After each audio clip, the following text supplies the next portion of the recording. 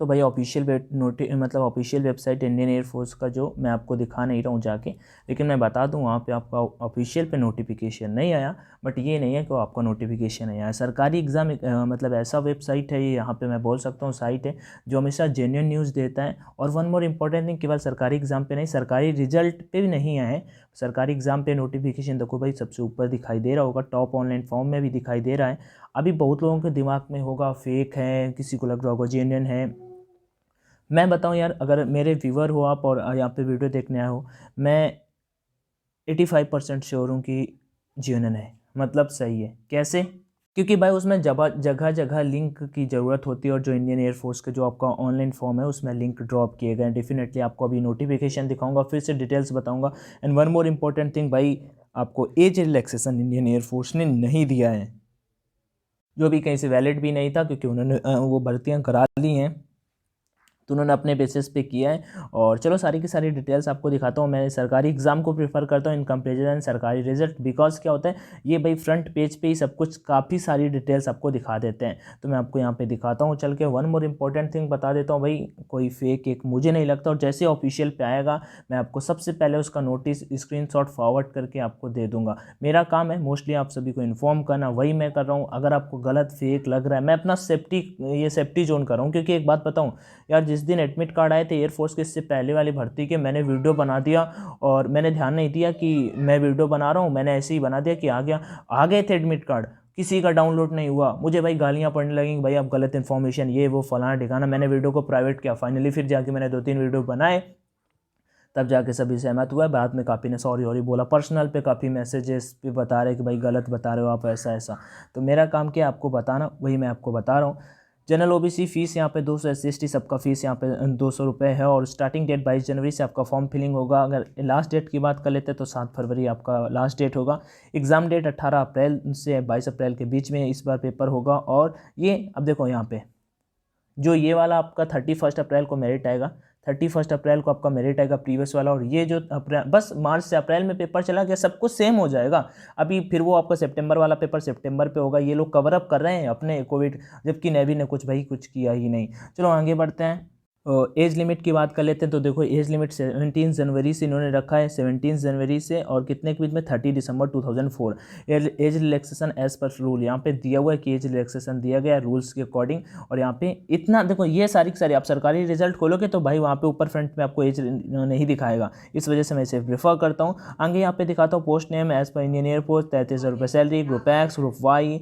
और उसके बाद यहाँ पे कुछ भी वैसा चेंजेस नहीं हुआ है। मैं आपको सारी की सारी डिटेल्स नीचे नोटिफिकेशन में चल के दिखाता हूँ। अप्लाई ऑनलाइन रजिस्ट्रेशन, यहाँ पे लिंक ऑन एक्टिवेट, 22 जनवरी को आपका लिंक एक्टिवेट होगा। उसका डाउनलोड नोटिफिकेशन पे क्लिक करते हैं आपका डाउनलोड नोटिफिकेशन में डाउनलोड हो जाएगा, जिसे मैंने अपने टेलीग्राम चैनल ऑनलाइन एजुकेशन पे फॉरवर्ड कर दिया है। अगर आप सीधा नोटिफिकेशन पढ़ना चाहते हो, online ONLINE online education EDUCATION online education पे डायरेक्ट नोटिफिकेशन जाके भाई साहब पढ़ सकते हो। मैं चलो फिर से आपके लिए डाउनलोड कर देता हूँ, उसे ओपन करता हूँ। ओपन करने के बाद यहाँ पे सारी की सारी डिटेल्स देखते हैं। फिर से डिटेल्स के लिए इंपॉर्टेंट चीज़ें जो हैं वो मैं बता देता हूँ। यहाँ पे सबसे पहली बात, एग्जाम डेट आपका 18 अप्रैल से 22 अप्रैल दिया हुआ है 2021 पे। मीन्स अप्रैल अभी जनवरी चल रहा है, मतलब आपके पास कितने दिन टाइम है, 3 महीने टाइम है।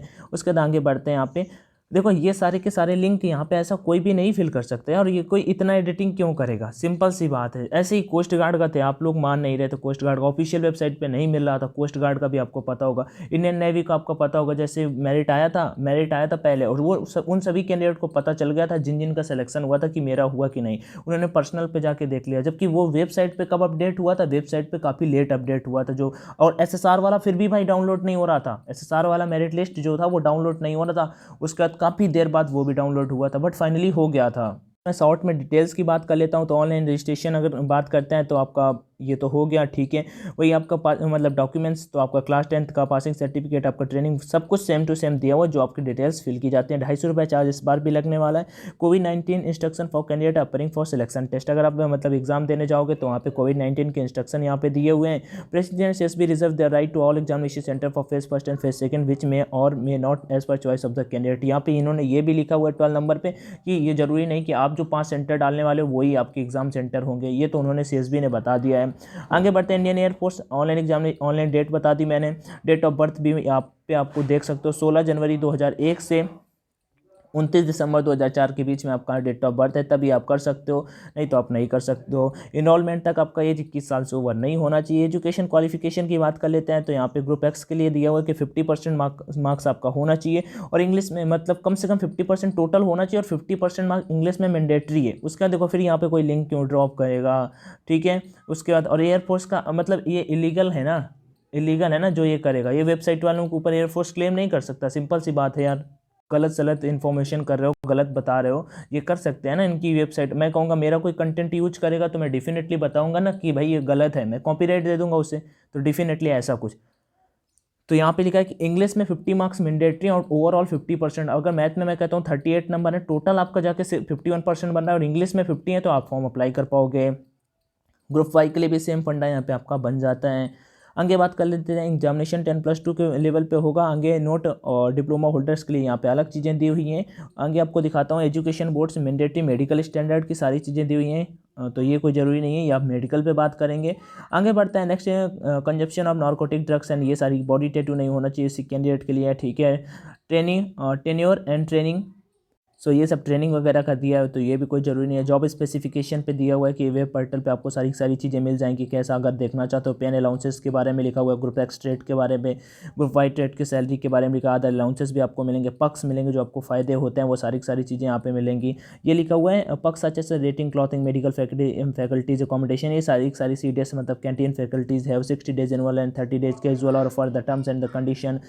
कैटेगरी प्रोफेशन पे दिया, प्रमोशन वगैरह भी दिया हुआ है। यहाँ पे आपका ऑफिशियल्स वगैरह के लेवल पे नहीं होगा। सीक्वेंस ऑफ एग्जामिनेशन आपका दिया हुआ है कि एंड म्यूजिशियन ट्रेड, यहाँ पे आपको दिया है कि आपका जो ईमेल जो आपका एडमिट कार्ड होगा वो 48 to 78 आवर आपको उसमें भेज दिया जाएगा, जो इस बार अभी हुआ था। अब बताओ भाई, जो इस बार अभी ये आप ये चीज़ वाली पढ़ के आप क्लियर कर सकते हो कि ये एयरफोर्स ने इससे पहले वाले में किया था, तो कोई अब ये जाके क्यों करेगा। मतलब कि अगर किसी को एडिट करना तो डेट वर्थ कर देगा, इतना दिमाग कौन लगाएगा यहाँ पे जाके इतना, ठीक है।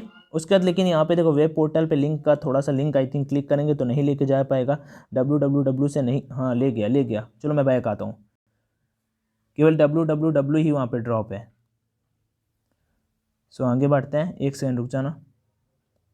और उसके बाद यहाँ पे इंग्लिश एंड हिंदी पे पेपर होगा। English paper language except for English paper, बाकी सब कुछ दिया होगा। ग्रुप एक्स ट्रेड के लिए बोथ के लिए 85 मिनट का टाइम होगा, एक्स के लिए 60 मिनट का टाइम होगा, बोथ के लिए 45 मिनट का टाइम होगा, बोथ एक्स वाई ग्रुप के लिए 85 मिनट का टाइम होगा। 1 mark for every correct answer candidate are to qualify in each paper, आपको सेपरेटली पास होना होगा। जैसे फिर सेकंड एग्जाम के लिए यहाँ पे सारी डिटेल्स दी हुई हैं। ओरिजिनल सर्टिफिकेट चाहिए आपको, ओरिजिनल, और वेरिफिकेशन ऑफ एलिजिबिलिटी के लिए। उसके बाद फिजिकल फिटनेस टेस्ट होगा आपका, PFT का बारे में दिया हुआ है। उसके बाद PFT में कुछ चेंजेस, आई थिंक कोई भी चेंजेस नहीं है, सेम टू सेम है। Can you advise to bring their sports shoes and sport tracks, आपको लेके जाने हैं। 81 टेस्ट होगा, 82 टेस्ट होगा। 81 टेस्ट में आपका SRT दिया हुआ है और 82 टेस्ट में रुक जाना, हाँ, और 82 टेस्ट आपका GD होने वाला है, वो लिखा हुआ है। आगे बढ़ते हैं, यहाँ पे मेडिकल एग्जामिनेशन हो गया, ठीक है। और जनरल से चीज़ें दी हुई हैं आपको। 5 चॉइसेस ऑफ सेंटर चूज़ करने को मिल जाएगा। Request for change of examination centre वो आप कर नहीं सकते हो, डुप्लीकेट आपको रिजेक्ट कर दिया जाएगा।